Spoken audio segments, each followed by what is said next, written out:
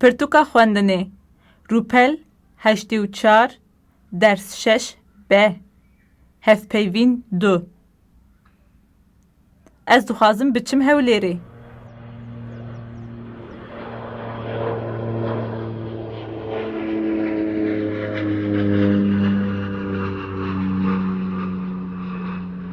Ez dixwazim bi balafirê biçim Hewlêrê. Balafir? Mixabin. Hûn bi balafirê ji Amedê nikarin biçin Hewlêrê. Çima? Ji ber ku di navbera bajarên Kurdistanê de seferên balafirê nîne.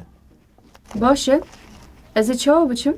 Divê hûn pêşî ji dewleta Tirk vîze bigirin, paşî bi otobusê biçin Xaburê.